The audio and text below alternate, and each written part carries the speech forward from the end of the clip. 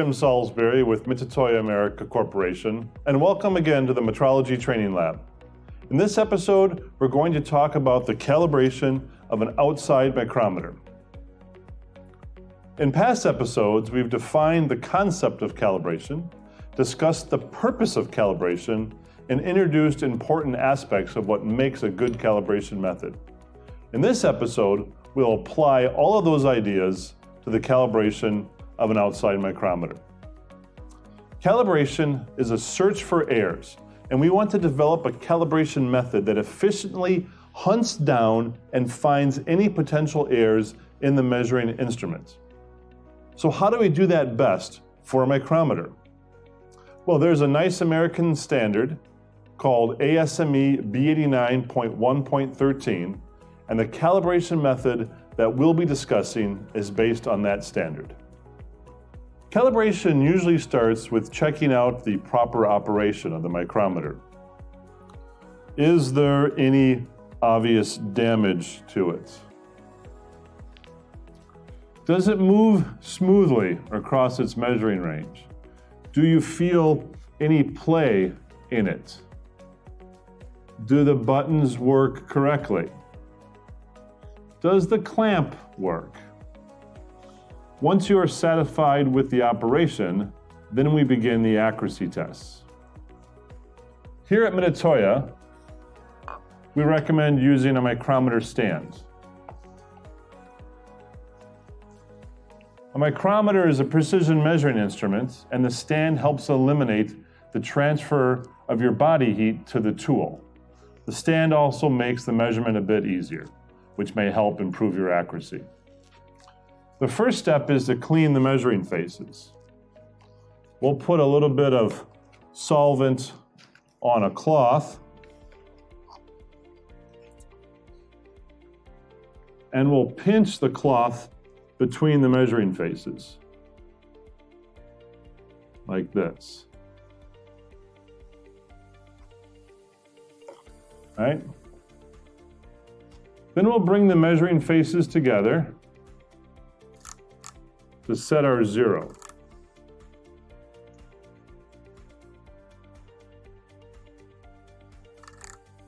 For all of our measurements, we'll want to properly use the micrometer. This one includes a ratchet mechanism to control the force. We want to apply a nice, smooth, consistent force and listen for several clicks of the ratchet.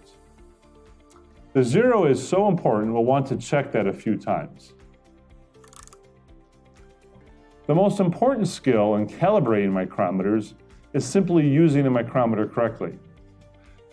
If you are having some struggles getting good results, find yourself a mic that is known to be good, grab some gauge blocks, and practice. It doesn't take too long to get the right feel. Once we have our zero set, we'll check the micrometer at the first test point. We recommend the use of gauge blocks.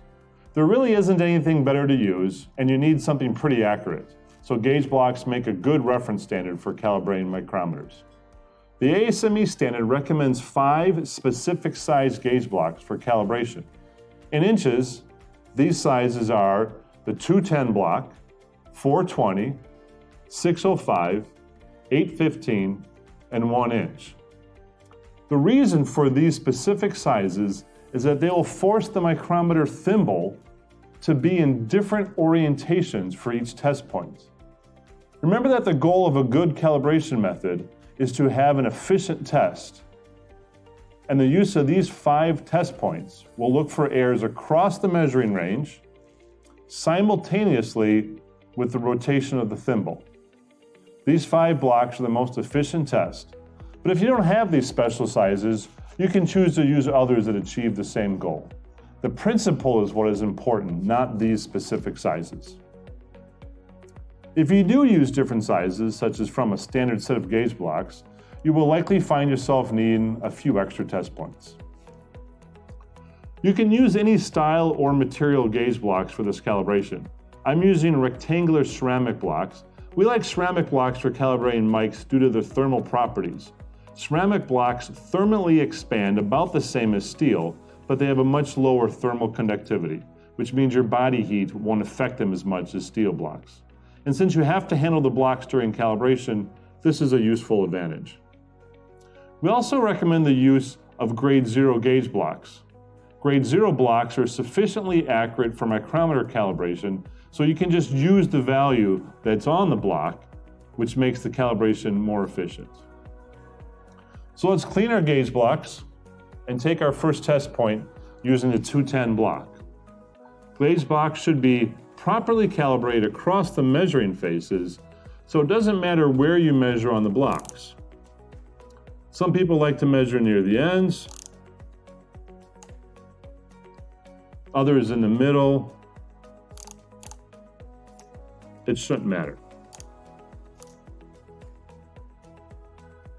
Again, we want to use the micrometer properly and control the force as best as possible. Make sure the measuring faces are contacting the gauge blocks without trapping any air or dust between them. A proper measurement should not be too tight or too loose, but the gauge block should feel like it is in full contact. It should allow for some slight, smooth movements, like this. It's common to take a few readings with the goal to ensure that you have a consistent value. This is typical practice when using a micrometer.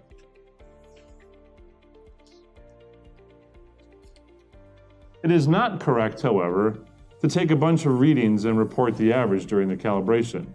The micrometer should repeat within the specification limits for the length accuracy, and if not, then you should reject the micrometer. The reported error is the measured value minus the value of the gauge block.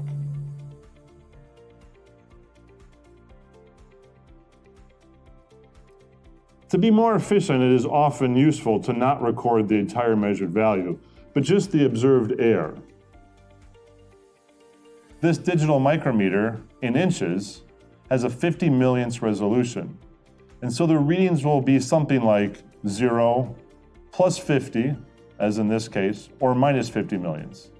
In metric, the errors will be something like 0, 1, or minus 1 microns. Now, if you don't understand millionths or microns, go watch the episode of the Metrology Training Lab that covers units of measure. I'm using this data sheet that we use in some of our calibration classes, and it's just for training purposes. You can use any sort of form that you like. I'll write down the entire value in inches and the error in millionths. For this digital micrometer, the tolerance is plus or minus 50 millionths or plus or minus 1 micron in metric, which is typical for a digital micrometer. I'll now continue along with the other readings until I complete all 4 positions.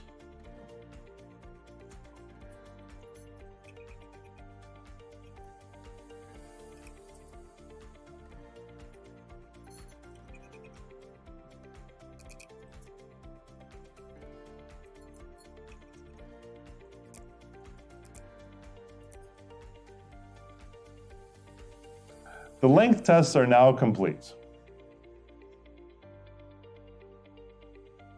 But that is not the only important test for micrometers. The flatness and parallelism of the measuring faces also needs to be checked. Historically, the flatness and parallelism was checked using an optical parallel, like this.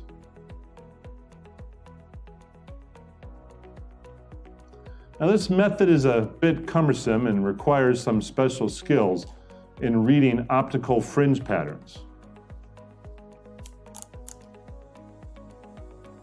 So, instead of checking the micrometer in this manner, the ASME B89-113 standard presents a much simpler method. The reference standard that we'll use instead of the optical flat and parallel is a small sphere, like this ball gauge here. You can also use a stylus from a coordinate measure machine if you'd like. So we're going to start by measuring in the middle of the measuring faces, and then set our 0 there.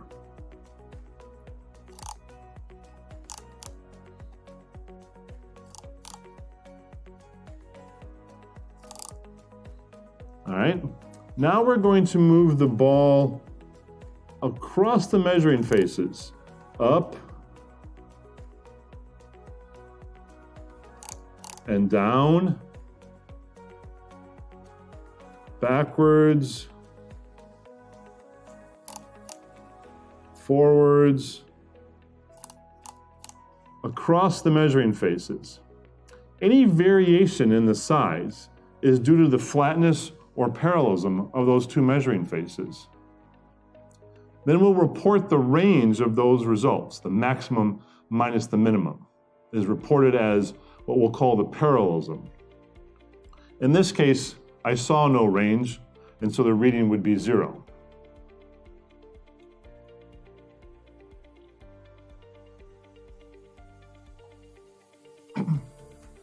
Now, this method is generally not as accurate as using an optical parallel, but it's easy and efficient to do. When a calibration method is not easy to do and it is not the primary test, we often see labs skipping it. So we recommend using the ball because anybody can do it, and it's much better than not doing anything at all. We've also heard that some labs will use the optical parallel or optical flat if the test with the ball fails, because you can get a better idea of why it's failing. That seems like a pretty good idea, but we'll save using the optical parallel or flat for future episodes of the metrology training lab. So that completes this micrometer calibration. It looks like this micrometer is in tolerance. So that was the calibration of a 0 to 1 inch micrometer. Now in a 0 to 1 inch micrometer, we can bring the measuring faces together to set the 0. What about calibrating larger micrometers? A 1 to 2 inch micrometer, a 2 to 3 inch micrometer, or a 19 to 20 inch micrometer? Well, they're calibrated in a similar manner, but you need to use a reference standard. So let's cover that. Larger micrometers generally come with micrometer standards, such as this. These standards are useful for the shop floor setting of the 0 by the user, but they are not recommended for the calibration of the micrometer. Instead, you should use a gauge block. In this case, this 1 inch gauge block I'll use for this 1 to 2 inch micrometer. Now I will set my 0 using this gauge block.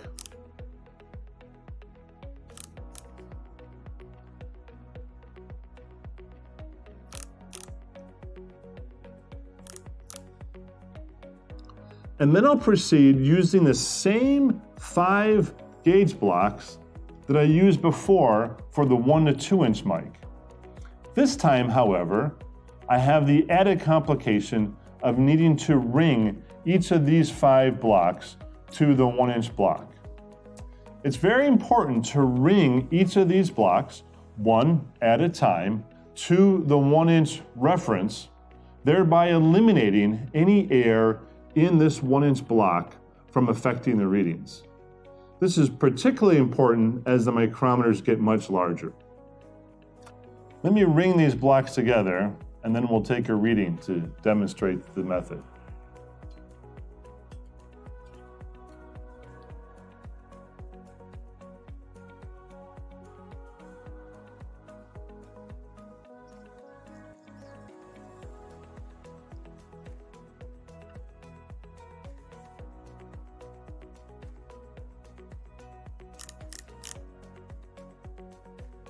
You would then continue with the other 4 blocks to complete the test.